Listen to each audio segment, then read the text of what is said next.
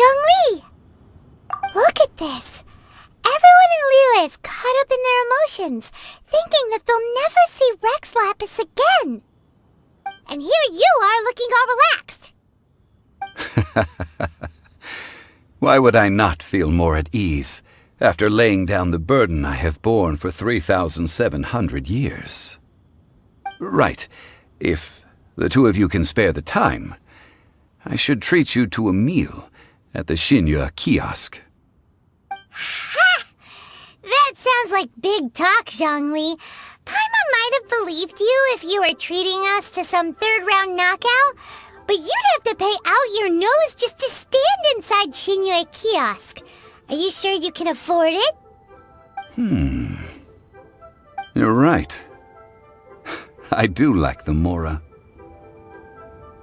As the Rex Lapis Morax, I can easily create Mora. But since I have chosen to walk this earth as the mortal Zhongli, I should abide by the same rules that mortals do. When I was journeying with you, though I still had the Gnosis in hand, I knew that I must soon retire from my role as an Archon, so I had to rehearse a little for my new life. Oh, no wonder! Paimon gets it now. You didn't look at the price tags when we were spending because you've never had to. But since you weren't used to not being able to just make more Mora as and when you wanted to, you had to try becoming a parasite to society who lives off of other people's credit. Well, we were only spending Fatui money. You don't have to say it like that. In the City of Commerce, we do not merely exchange money or goods. We also exchange knowledge, memories, and foresight, as well as positions, roles, and lives. The Archon Morax could never experience life as the true mortal Zhongli could, no matter how many times he descended to be with his people. I must thank you for that. I will treasure the memories that I made as Zhongli, traveling the streets of Liyue with you. That is true. But there is no journey that does not end. No meetings without partings. Paimon thinks that we should make a move and continue our search for the Seven. I fear that continuing your journey may be difficult. The nation that neighbors Liyue by sea, Inazuma, is presently closed. Yes, the nation has been closed by order of its deity, the Electro-Archon Ball. And just as the people of Liyue preferred to call me Rex Lapis, she too goes by another name among locals in Inazuma. Paimon thinks we've heard that one before. Raiden? That is the case. And since Raiden is also the shogun of the Inazuma Bakufu, people call her the Raiden Shogun. That said, though people at the wharf were saying that the situation in Inazuma is very tense, Paimon doesn't remember that always being the case. It wasn't that bad last year. Zhongli, since you're Rex Lapis, shouldn't you know something about what's happening there? Just how did Inazuma become a closed nation? It's because of visions. Visions? When faced with circumstances beyond their control, humans often bemoan their lack of power. But if a person shows true strength of will at a desperate and fateful moment in their life, the gods will look upon them with favor. This is what visions are. Magical foci bestowed upon those who have been acknowledged by the gods. Uh-huh. That's how people in Teyvat see it. But starting from last year, the Raiden Shogun began promulgating the Vision Hunt Decree. Vision Hunt Decree? Yes. It was an order to seize all visions within Inazuma's borders, and to inlay them upon the hands of a statue of the 1,000-armed, 100-eyed god. They want to seize visions. But why? Aren't visions blessings from the gods? I should think that in the Raiden Shogun's eyes, it is precisely because they are divine blessings that they should be under the sole dominion of divinity. Whoa, that's harsh. The Anemo Archon is the god of freedom, and the Geo Archon is the god of contracts. For her part, the Raiden Shogun is the god of eternity.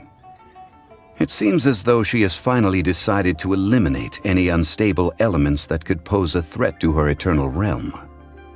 The fact that even I, the oldest of the seven, have now passed away, will only strengthen her resolve to pursue eternity. Knowing her, she must have again quoted that adage she is most fond of when proclaiming that decree to her people. 7 ideals for 7 gods, and of these, eternity is nearest unto heaven. All right then. Was there anything else you wished to know?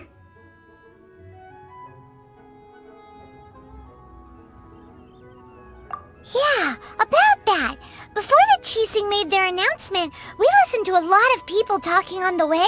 Most of them put the blame for everything on Child. These are indeed false accusations. But it remains undeniably true that Child did send people to the Jade Chamber to prevent the Adepti and the Qixing from defeating the ancient god. I've heard that Ningguang is busy milking that for all it's worth on the foreign relations front at the moment, browbeating the envoys of the Fatui. Ha! Those poor Snezhnayan diplomats. If it were not for Child's exalted position as a harbinger, I'm certain that they would have shifted all the blame to him and called for his dismissal by now. All right then. Was there anything else you wished to know? Ah, that was a good one. Failing a divine trial. How they came up with that excuse, I will never know. That said, the reason why the Qixing were so eager to resolve the incident and stop pursuing the culprit was indeed because they received news in secret that Rex Lapis was not dead. I hinted as much to the Adepti as well. How did I accomplish that, you ask? Have you ever heard of this particularly convenient Adepti art known as gifting dreams and visions? All right then. Was there anything else you wished to know? The time of the Adepti has long passed. If even the Liyue Qixing don't want to face that truth, then what future is there for Liyue? Kuching is absolutely right in saying this. Now, though I did laud Ningguang's desire for power, believing this to be a good thing, and thought as a matter of course that she must have been behind the Qixing's plan to take governing power over Liyue from the hands of the gods and Adepti, could the original person who brought up the idea of seizing power have been... All right then. Was there anything else you wished to know? That's right. Zhongli, now that you don't have your gnosis, what's going to happen to all the Mora in Teyvat? Since Morax is dead, are they all just gonna disappear?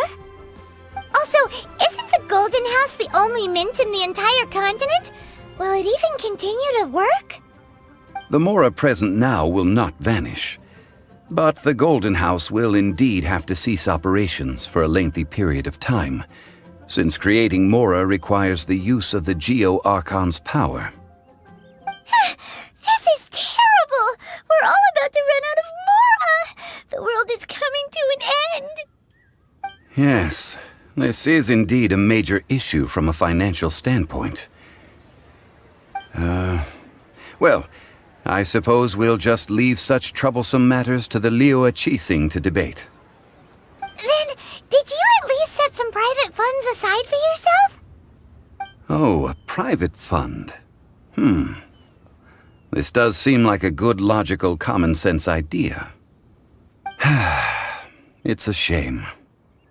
What's a shame? It's a shame that I didn't think of it at the time. All right then. Was there anything else you wished to know?